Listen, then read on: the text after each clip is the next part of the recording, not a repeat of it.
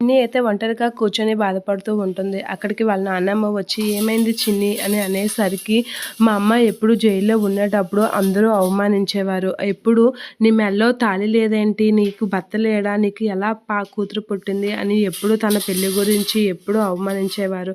మా అమ్మ చాలా కష్టాలు పడింది. ఆ కష్టాలన్నీ చూసి నాకు చాలా బాధేసింది.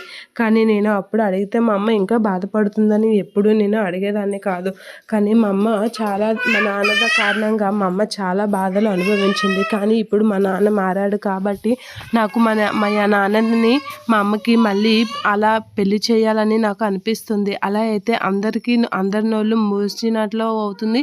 మా అమ్మ మా నాన్న పెళ్లి నేను చూసినట్లుగా కూడా ఉంటుంది అని చెప్పేసి అంటూ ఉంటుంది. ఇక వాళ్ళ నాన్నమ్మ అయితే వాళ్ళిద్దరూ ఒప్పుకుంటారా అని చెప్పేసి అయితే పెళ్ళికి రెడీ చేస్తూ ఉంటుంది. అలా పెళ్ళికి రెడీ చేసి పెళ్లి బట్టలతో వచ్చిన దేవాని బాలరాజు, కావేరిని అయితే పంతులు గారు ప్రదక్షిణలు చేసి రమ్మని అయితే చెప్తూ ఉంటారు. అలా ప్రదక్షిణలు చేసి రమ్మని చెప్పేసరికి వాళ్ళిద్దరు ప్రదక్షిణలు చేస్తూ ఉంటారు.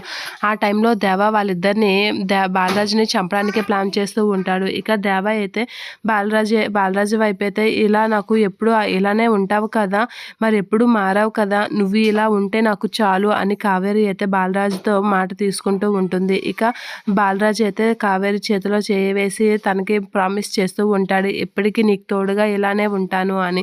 ఇక దేవయ్య అయితే బాలరాజుని అటాక్ చేయించడానికి మనసుని పెడుతూ ఉంటాడు. ఇక దేవ సైగ చేసేసరికి రౌడీ అయితే బాలరాజుపై అటాక్ చేస్తూ ఉంటాడు. ఇక కావేరి ఒక్కసారిగా బాలరాజు అని కేక వేసేసరికి రౌడీ నుంచి బాలరాజు తప్పించుకుంటూ ఉంటాడు. ఇక రౌడీ కత్తి బాలరాజు చేయికి తగిలేసరికి ఆ బ్లడ్ వెళ్ళి కావేరి నుదురున పడుతూ ఉంటుంది. అలా పడగానే బాలరాజు అయితే చాలా హ్యాపీగా ఫీల్ అవుతూ ఉంటాడు.